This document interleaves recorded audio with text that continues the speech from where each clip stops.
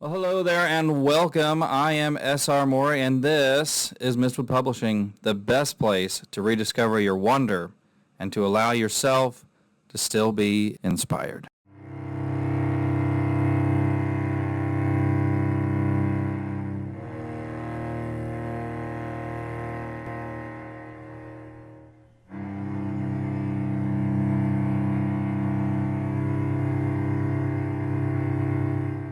One of the big differences between Saga 1 and Saga 2 is that in Saga 1, really everything was confined to one storyline.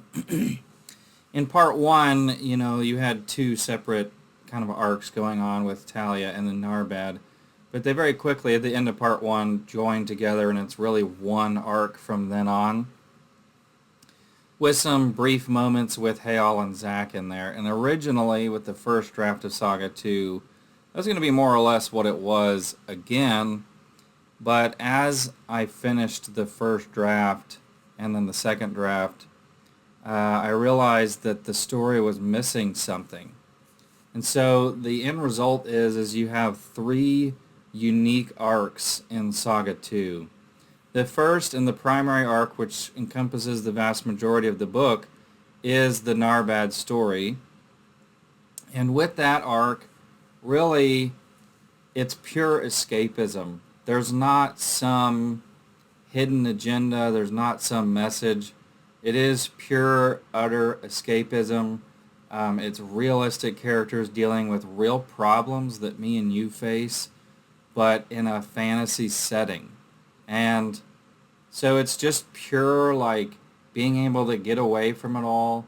If you're looking for an arc with really just some cool fantasy, a lot of creativity, and really compelling characters that are dealing with some really high stakes, your true, pure fantasy, classic fantasy story, this arc is the one for you. In part 1, Narbad and company are trying to locate the first weapons of judgment, and if you don't remember what those are from Saga 1, that's okay. If you don't remember a lot from Saga 1, that's okay. I make sure that you have everything you need to know. You could theoretically have not even read Saga 1 and still be able to follow along, although of course it obviously helps.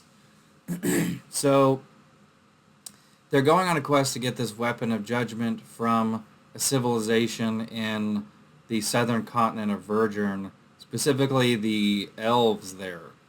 And I wanted to do something really different and creative down there. I didn't want to just tread ground that had been tread a million times by fantasy books already. Just like how in my books orcs are not what you're used to, it's something very different. I wanted to kind of continue that surprise of doing something different and breaking the status quo.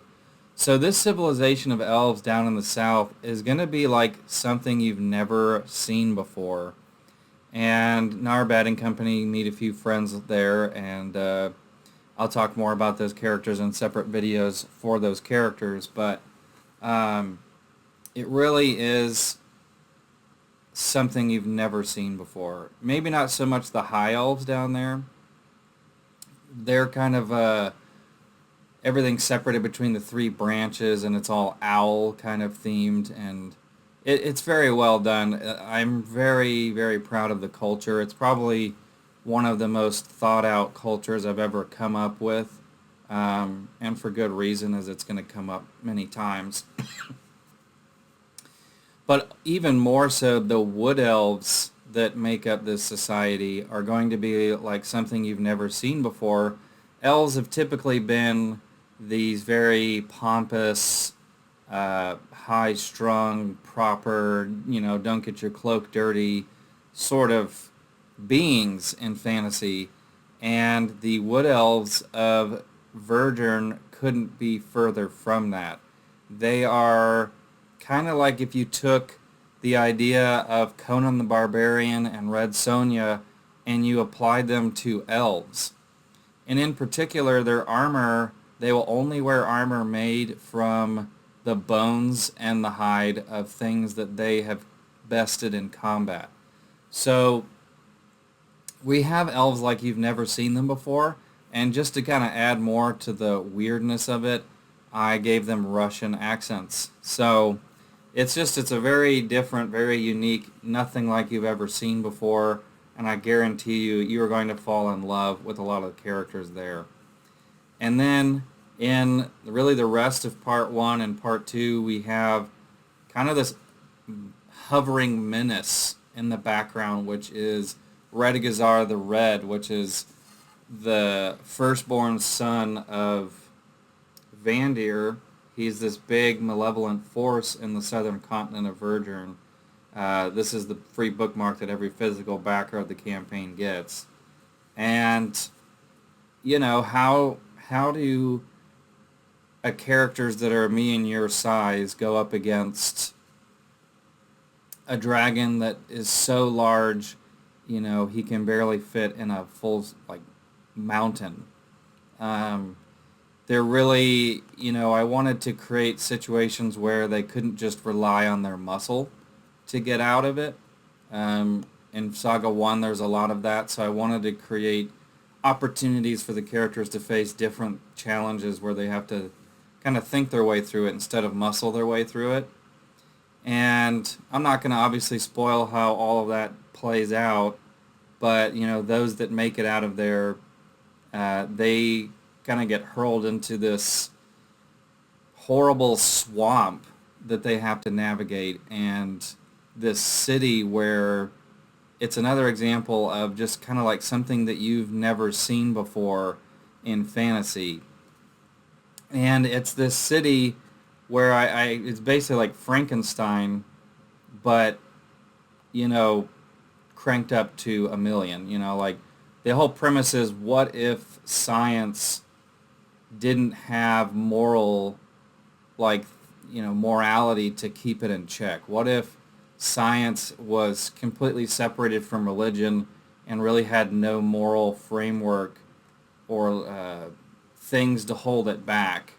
And so you kind of get to see almost like this weird sci-fi Frankenstein, you know, Mary Shelley kind of vibe of a city going on, and Narbad and the characters have to navigate that after this swamp. Honestly, the swamp and Zagoth, the city with all the science, are probably my favorite parts of the book.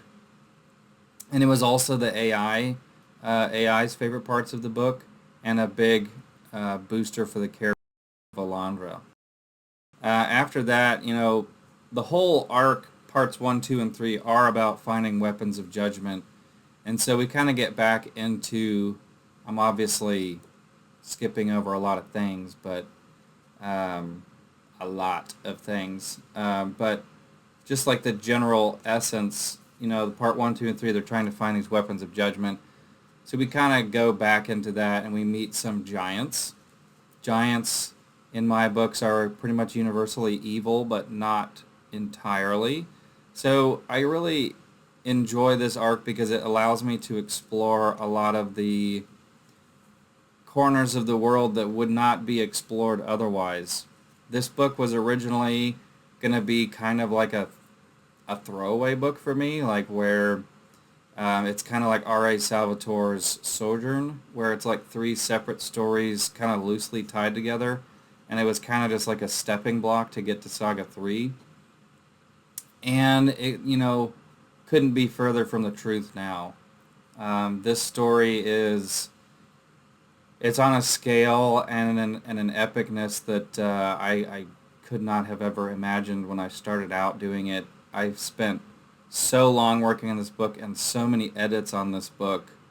It became something so much more than I ever would have ever, you know, than I ever thought it would be.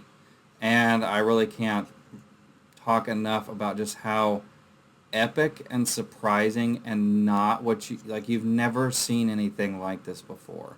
I don't want my fantasy books to just be a rehash of things that you've seen a million times, but I do also want them to feel comfortable. So like this arc is full of classic heroicism or heroic action and characters that you can root for and love, and you're cheering for them and you want to see them succeed. And in part 4, where things get really out of hand and you have this just absolutely massive Helm's Deep, if not bigger size battle, and I've never done anything like that before, and it's going to blow your mind. It's going to melt your face off, because you have the grandiose scale of Lord of the Rings and the very lovable characters of Lord of the Rings, but you have my brand of violence and my choreography of fighting, guiding these battles, and it is like, I guarantee you it's not like anything that you've seen before. So please check out this campaign for the Narbad Arc. It will melt your face off. It is that classic glorious fantasy where the heroes are lovable, the action is epic, the fantasy is gonna blow your imagination, and it's just for that classic fantasy lover.